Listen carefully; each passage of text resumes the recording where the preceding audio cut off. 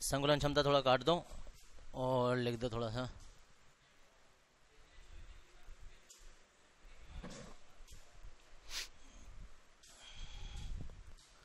Heading था हमारे पास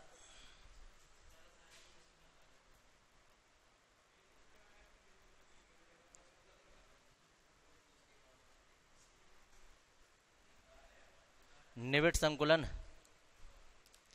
और निबिड़ संकुलन जो है वो कहलाता है क्लोज पैकिंग।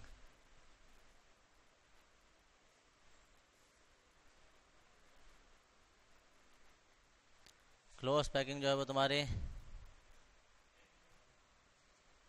3 प्रकार की होती है।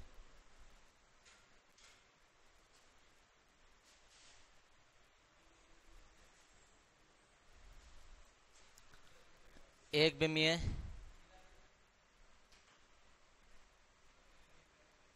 एक बिमीय इसमें जो है वो उप सह संयोजन संख्या वो 2 होती है और कुल उपलब्ध स्थान का 92.4% भाग घेरा जाता है। एक होती है द्विविमीय, सॉरी इसमें तो पूरा पूरा रहता है तुम्हारे। द्विविमीय निबिड़ संकुलन, द्विविमीय निबिड़ संकुलन तुम्हारा 2 प्रकार का होता है। एक होता है वर्ग निबिड़ संकुलन,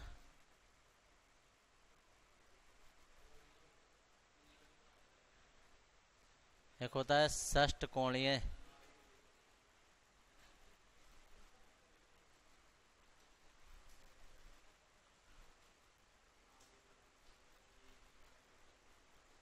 षष्ठकोणीय निबिड़ संकुलन। वर्ग निबिड़ संकुलन में उप सह संयोजन संख्या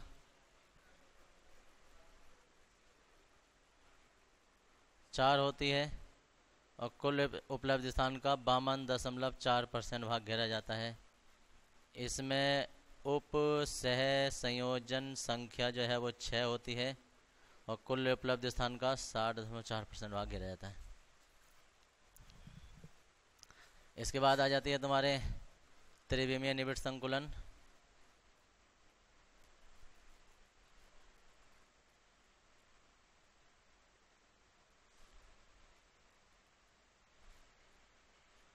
त्रिविमीय निबिड़ संकुलन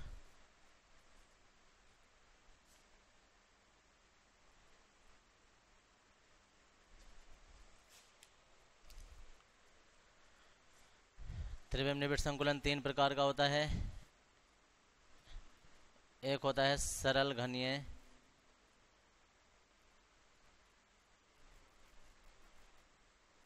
निबिड़ संकुलन। इसमें उप सह संयोजन संख्या जो होती है वो तुम्हारी 6 होती है और जी कुल उपलब्ध स्थान का लगभग 60% भाग ही घेरा जाता है इसमें भी। फिर होता है 2 द्विविमीय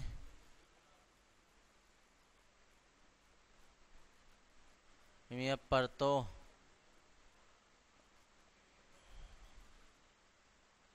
द्विविमीय निबिड़ संकुलन। निबिड़ संकुलन से त्रिविम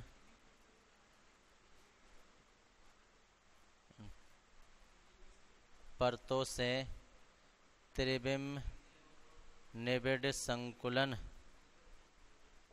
ये तुम्हारा फिर 2 प्रकार का हो जाता है।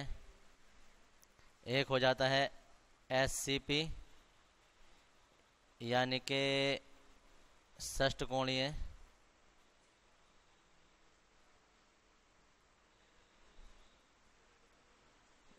घनीय निबिड़ संकुलन। एक हो जाता है सीधा घनीय निबिड़ संकुलन।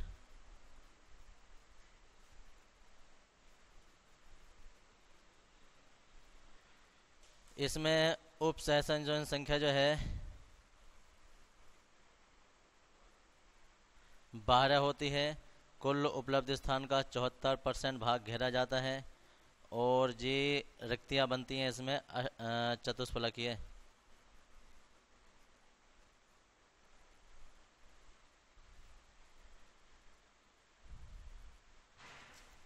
ये कहलाता है CCP। और जी CCP में उप सह संयोजन संख्या 12 होती है, 74% स्थान ही घेरते हैं।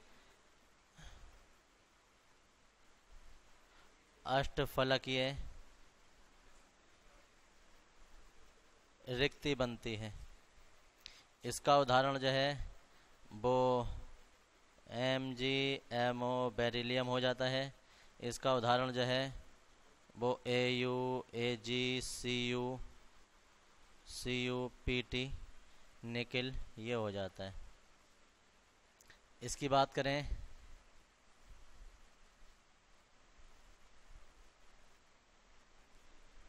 अंतः केंद्रित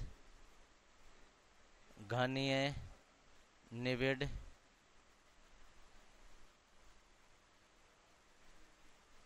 संकुलन और अंतः केंद्रीय घनीय निविड़ संकुलन जो है वो एक ही प्रकार का ही रहता है तुम्हारा। इसमें उप सह संयोजन संख्या जो है वो 8 होती है। कुल उपलब्ध स्थान का 68% भाग घेरा जाता है। और जी उदाहरण इसके आ जाते हैं सोडियम पोटेशियम आदि। तो ये तो ये निविड़ संकुलन जो है वो तुम्हारा इस तरीके से बढ़ जाता है पूरी कैटेगरी में। निविड़ संकुलन के कैसे हम गोलों को व्यवस्थित करते हैं, 3 प्रकार से करते हैं। एक दिशा में, 2 दिशा में, 3 दिशा में। एक दिशा वाला एक प्रकार का होता है, 2 दिशाओं वाला 2 प्रकार का होता है और 3 दिशाओं वाला 3 प्रकार का होता है। 2 प्रकार का मतलब वर्ग निविड़ संकुलन, षष्ठकोणीय निविड़ संकुलन। वर्ग निविड़ संकुलन में उप सह संयोजन संख्या 4 होती है। कुल उपलब्ध स्थान का 52.4% भाग घेरा जाता है। षष्ठकोणीय में उप सह संयोजन संख्या इतनी होती है, इतने % भाग घेरा जाता है। सरल घनीय निविड़ संकुलन में 6 उप सह संयोजन संख्या होती है, इतने % स्थान घेरा जाता है। द्विविमीय में निविड़ संकुलन 2 प्रकार का होता है, एक होता है SCP, एक होता है CCP। SCP में उप सह संयोजन संख्या 12 होती है, 74% स्थान घेरते हैं। चतुष्फलकीय रिक्तियां बनती हैं। MgMo और Be क्रिस्टल में पाया जाता है। घनीय निविड़ संकुलन में उप सह संख्या 12 होती है, 74% स्थान घेरते हैं। अष्टफलकीय रिक्तियां बनती हैं। जितनी भी सिक्का धातु होती हैं उनमें ज़्यादातर ये पाया जाता है। सिक्का धातु मतलब जिनके सिक्के बनाए जाते हैं, कॉपर, चांदी, सोना, ऐसे करके। अंतः केंद्रीय निविड़ संकुलन में 8 उप संयोजन संख्या होती है, 68% स्थान घेरते हैं और सोडियम पोटेशियम के क्रिस्टल में पाया जाता है। ये तुम्हारा पूरा चार्ट आ जाएगा। अब तक तुमने ये निविड़ संकुलन पढ़ा है। इसके बाद हेडिंग डाल देंगे संकुलन क्षमता।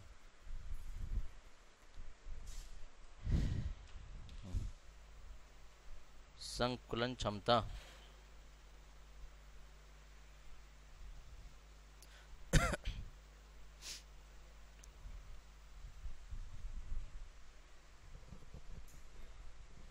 उतारो। कैसे बैठ गए? ये कोई स्थान है, इस स्थान में हमें परमाणु बिछाने हैं। हमने परमाणु बिछा दिए। कितनी भी कोशिश कर लो, कुछ ना कुछ स्थान खाली जरूर रहेगा। यह सारा भर जाएगा? सारा नहीं भर सकता, कुछ ना कुछ स्थान जरूर रहेगा। अगर हमारे पास ये पूरा का पूरा जो है 10 बाई 10 का है, मतलब 100 है, तो 100 नहीं भरा जाएगा। हो सकता है 80 भरा जाए, 80 सेंटीमीटर स्क्वायर या मीटर स्क्वायर, या हो सकता है 70 भरा जाए, या हो सकता है 60 भरा जाए। मतलब 100 से हमेशा कम भरा जाएगा। सोचो 80% भरा गया 100 में से, तो उसकी संकुलन क्षमता 80 हो गई, जितना भरा जाता है। तो क्या परिभाषा होती है कि किसी क्रिस्टल में परमाणुओं द्वारा उपलब्ध स्थान का वह भाग जो परमाणुओं द्वारा घेरा जाता है, वो उसकी संकुलन क्षमता कहलाता है। किसी क्रिस्टल में उपलब्ध स्थान का वह भाग जो परमाणुओं द्वारा घेरा जाता है या परमाणुओं द्वारा घिरा होता है, वो उसकी संकुलन क्षमता कहलाता है। ठीक है जी। तो संकुलन क्षमता की परिभाषा हम लिख रहे हैं, लिखो। किसी क्रिस्टल में उपलब्ध स्थान का वह भाग जो परमाणुओं द्वारा घिरा होता है परमाणु द्वारा घिरा होता है, संकुलन क्षमता कहलाता है।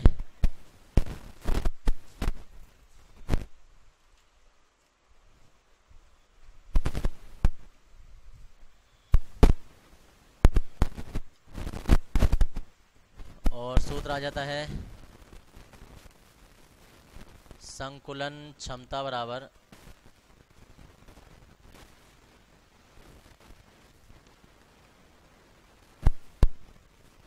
इसे अभी अभी कण लिख सकते हैं, अभी अभी कणों द्वारा घेरा आयतन बटे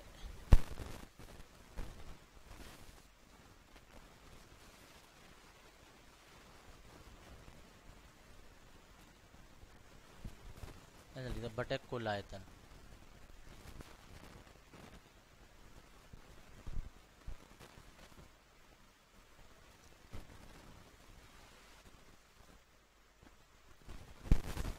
सूत्र आ जाता है और इसके बाद आ जाता है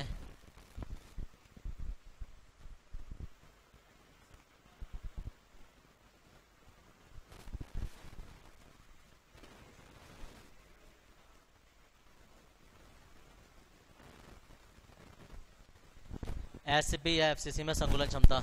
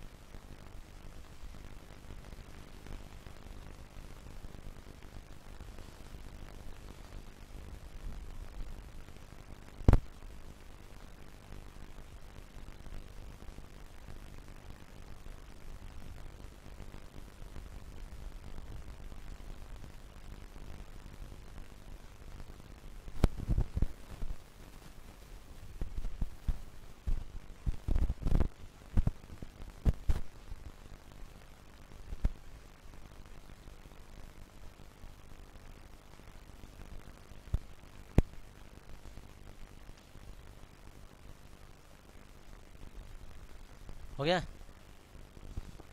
मिलेंगे इसके बाद। अब हम देखो तीनों के लिए फिर निकालेंगे, एफसीसी के लिए, बीसीसी के लिए और एससी के लिए, तीनों के लिए अलग से निकालने वाले हैं अब। और याद रखना ये एग्जाम में भी, बोर्ड के एग्जाम में भी 5 नंबर का रखा है।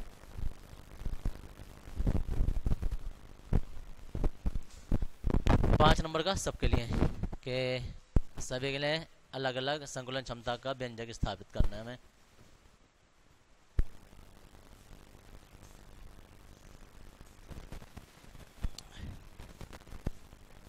इसमें लिखेंगे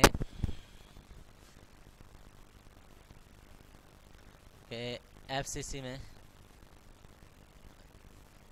सबसे पहले तो लिख देंगे संकुलन क्षमता का सूत्र। संकुलन क्षमता बराबर अभी अभी कणों का आयतन बटे कुल आयतन। हम कहेंगे चूँकि एफसीसी में परमाणुओं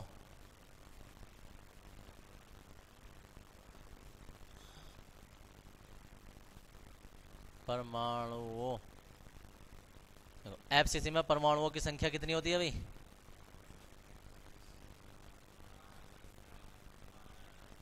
4 होती है। इसलिए संकुलन क्षमता जो निकालेंगे हम, तो हम कहेंगे 4 गुणा एक परमाणु का आयतन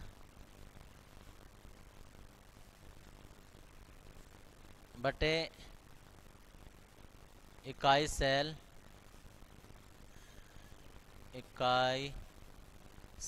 का कुल आयतन गुणा 100 और प्रतिशत, प्रतिशत में बताना होता है। अब 4 गुणा एक परमाणु का आयतन कितना था, परमाणु का आकार कैसा होता है, गोलाकार, तो यहाँ गोले का आयतन लग जाएगा। गोले का आयतन होता है 4/3 पाई आर क्यूब। इकाई सेल, इकाई सेल क्या होता है, घन, घन का आयतन एक ही क्यूब गुणा 100। अब बात आती है कि हमारे पास यहाँ से दो रास्ते हैं, या तो हम आर को ए के रूप में बदल दें या ए को आर के रूप में बदल दें। अब कोई कहे यार ये कहाँ आया भाई हमारे पास, तो हम कहेंगे एफसीसी में, चूंकि एफसीसी में त्रिज्या आई थी, एफसीसी में परमाणु की त्रिज्या याद है, चैप्टर स्टार्टिंग में दूसरे तीसरे दिन कराया था, परमाणु की त्रिज्या आर बराबर a/2√2। अब या तो आर का मान उठा के तुम यहाँ लगा दो, या ए का मान उठा के तिरछी गुणा करके ए के रूप में सोल्व कर लो। ए के रूप में सोल्व कर लेते हैं, आसान रहता है। यह आ जाता है 2√2 इंटू आर, तिरछी गुणा कर दी, ए बराबर मान आ गया, उठा के इसमें लगा देंगे समीकरण 1 में। इसलिए संकुलन क्षमता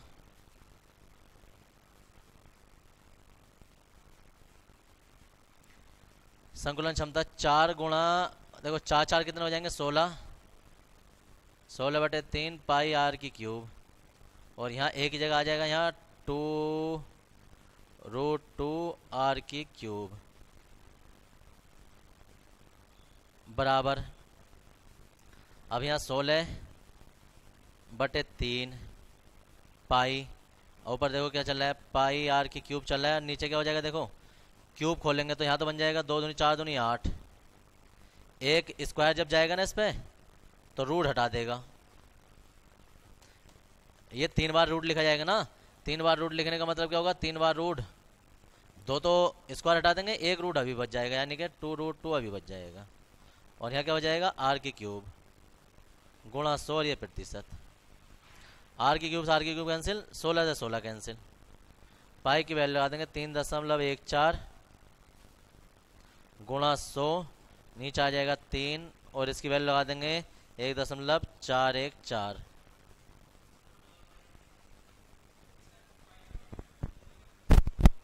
पाई का ना एक ही बात है, कोई सा भी एक पाई लगा दो, तो ये 100 से कैंसिल हो गया, ये इससे कैंसिल हो गया, पाई की वैल्यू लगा दी 100, ये लिख दिया, इतना आ गया है।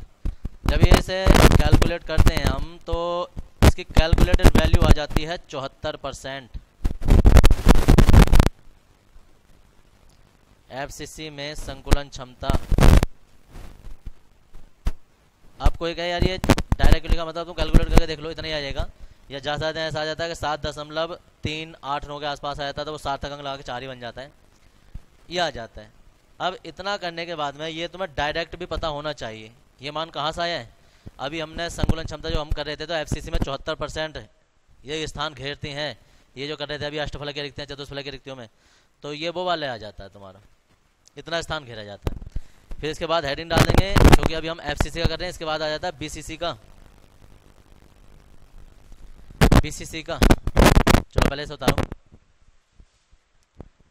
कैलकुलेट करके देख लो कितना। अब बीसीसी के लिए निकालने के लिए फॉर्मूला देखो, संकुलन क्षमता परमाणुओं का आयतन और कुल आयतन, तो हम यहाँ एफसीसी ना करके ना हम कहेंगे कि चूंकि बीसीसी में परमाणु संख्या कितनी होती है 2, तो परमाणु की संख्या हो जाएगी 2 यहाँ, उसके बाद यहाँ भी 2 आ जाएगा, ये है काम की बात।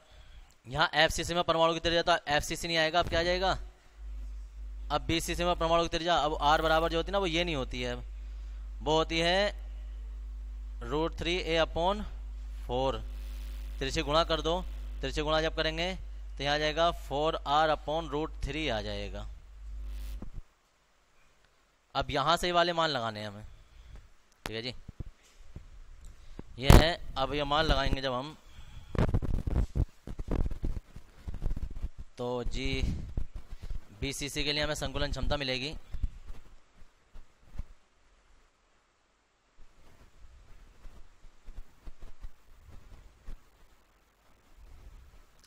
संकुलन क्षमता, अब यहाँ तो 2 4 दूनी 8 आ जाएगा, गुणा पाई आर की क्यूब, और ये जो 3 था ये नीचे आ जाएगा, एक की जगह क्या आ जाएगा, एक की जगह आ जाएगा 4r अपॉन √3 की क्यूब गुणा 100 ये परसेंटेज। 8 अभी ऐसे रहेगा, पाई अभी ऐसे रहेगा, आर की क्यूब ऐसे रहेगा, 3, अब देखो 4 चौक 16 चौका 64 आर की क्यूब बटे 3, तो 3 बार रूट होगा ना, तो एक तो 2 बार तो रूट 3 बन के निकल जाएगा, ये ऐसा हो जाएगा। समझ में आया क्या हुआ?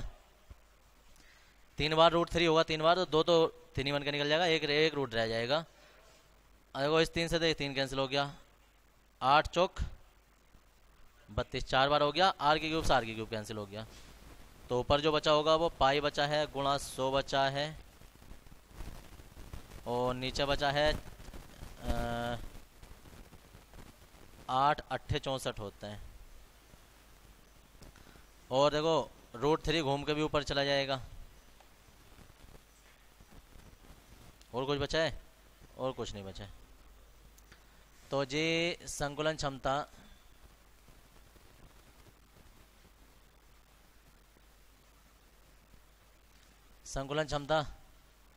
और वो आ जाती है 3.14, √3 की वैल्यू आ जाती है 1.732 गुणा 100 बटे 8, और ये प्रतिशत, जब इसे गुणा करके डिवाइड करते हैं 8 से तो ये आ जाता है 68%।